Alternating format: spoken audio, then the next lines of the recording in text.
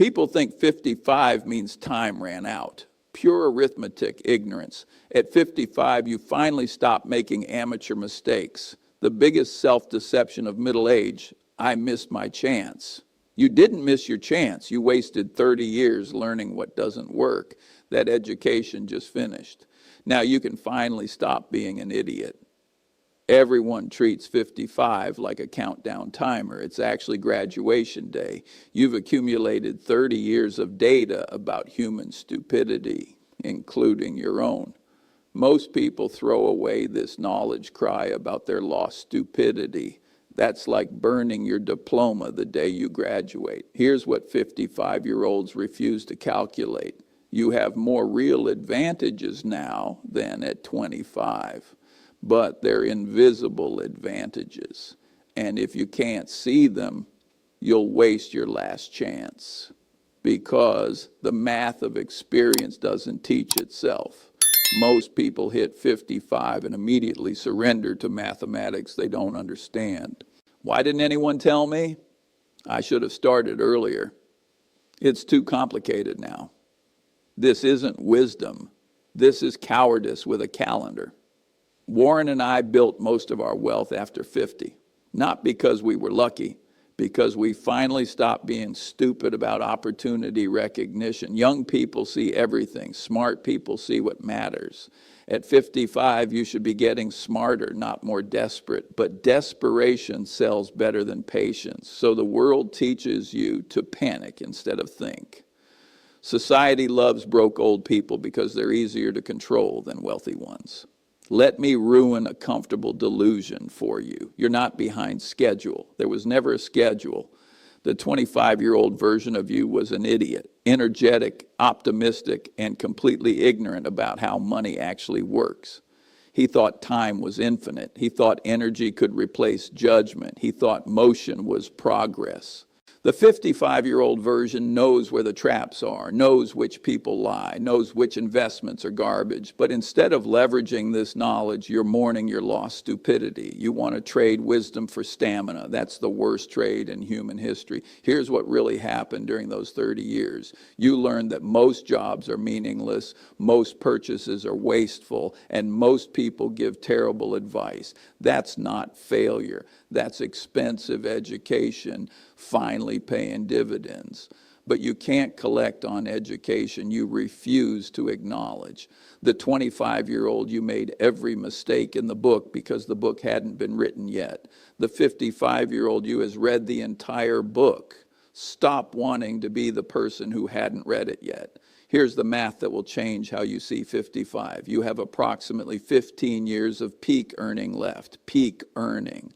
Not declining earning, not desperate earning, peak earning. Most 55-year-olds make more money than they ever have. Kids are gone. Mortgage is smaller. Expenses should be dropping. But you chose expensive stupidity over discipline. So your expenses never drop.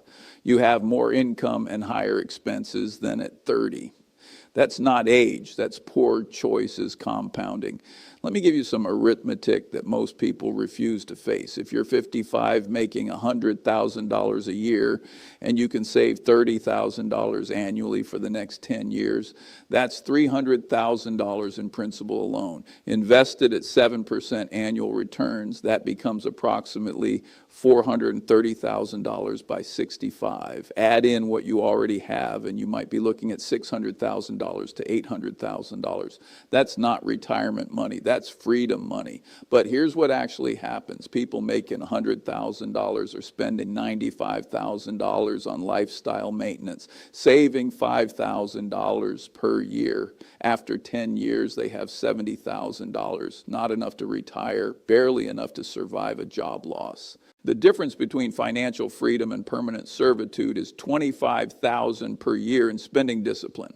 That's $2,000 per month. That's one expensive dinner per week. That's one car payment. That's one subscription service addiction. The math is simple. The execution requires admitting that most of what you spend money on is performance art for people who aren't paying attention. Fix the choices. The income will handle itself. Instead of using their highest earning years efficiently, most 55-year-olds panic and do stupid things. They chase get-rich-quick schemes because they lost time. They make desperate career changes, and they buy expensive delusions to feel like they're in their 20s again. Panic makes you poor faster than markets ever could. I watched a successful lawyer quit at 56 to become a day trader. He thought he needed to accelerate wealth building, lost 40% of his savings in 18 months. The irony, if he'd simply saved aggressively in his stable, high-paying job, he'd be financially free by 65. But aggressive saving felt too slow. He wanted excitement. Here's another pattern I've observed: 55-year-olds who suddenly decide they need to follow their passion. Usually this passion involves opening restaurants, starting consulting firms, or becoming real estate investors. None of these people had restaurant experience, consulting skills, or real estate knowledge. But they had midlife anxiety and too much confidence. The restaurant owner lost his house within 2 years. The consultant burned through his 401k in 18 months. The real estate investor got wiped out in the next downturn. What they all had in common: they confused activity with progress. They thought doing something, anything, was better than the boring discipline of saving money. But excitement is expensive. Boredom is profitable. The people who retire comfortably at 65 aren't the ones who had exciting careers. They're the ones who had boring jobs and exciting savings rates. Here's how 55 stupidity destroys lives. Most people this age have accumulated maximum obligations: big house, multiple cars, private school tuition, country club memberships. Their lifestyle requires them to keep earning at current levels until 65. No flexibility, no optionality. So when they realize they haven't saved enough, they can't cut expenses without admitting their lifestyle was unsustainable. And they can't take career risks because they need every dollar to fund their choices. They've engineered their own helplessness. Let me tell you about two men I knew, both doctors, both 55, both making $300,000 per year. Dr. One lived like he made $300,000, big house in the best neighborhood, private schools for 3 kids, 2 luxury cars, annual European vacations, country club, wine collection. And his expenses were $280,000 per year. He saved $20,000 annually after taxes. By 65, he had accumulated about $350,000 in retirement savings, not enough to maintain his lifestyle without working, so he couldn't retire. Had to keep working into his 70s, got burned out, made medical errors, lost his license at 73. Dr. Two lived like he made $150,000. Modest house, public schools, 1 reliable car, vacations at the beach, not Paris, no country club, no wine collection. His expenses were $120,000 per year. He saved $180,000 annually after taxes. By 65, he had accumulated about $2.5 million in retirement savings. Retired at 65 while Dr. One was trapped at work. He spent his 70s with his family, traveling, enjoying the freedom, while Dr. One merely survived. The difference wasn't income. They made the same amount. The difference was the definition of success. Dr. One thought success meant looking successful. Dr. Two thought success meant being free. One spent 30 years impressing people who didn't care. The other spent 30 years building a life he actually wanted to live.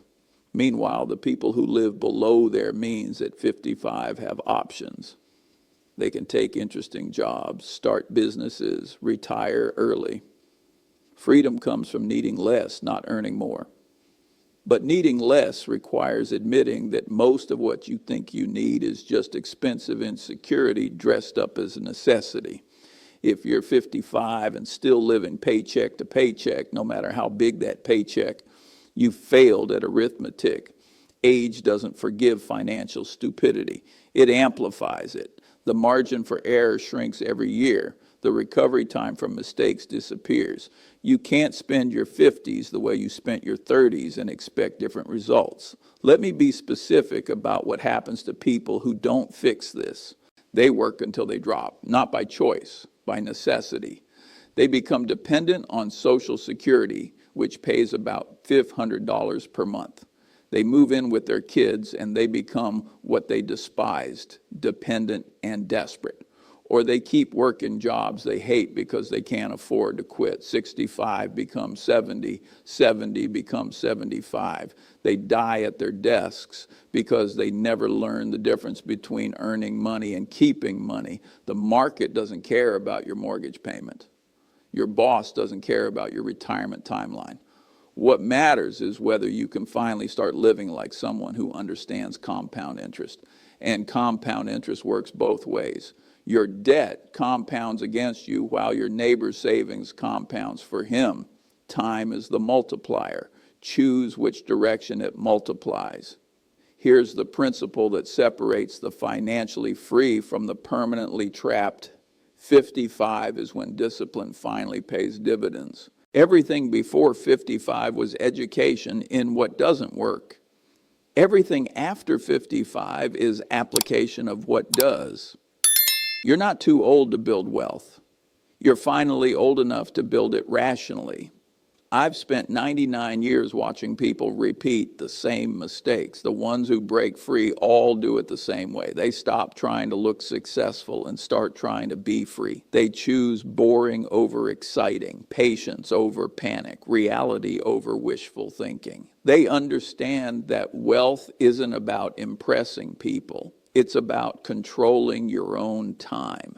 And the only way to control your time is to control your expenses.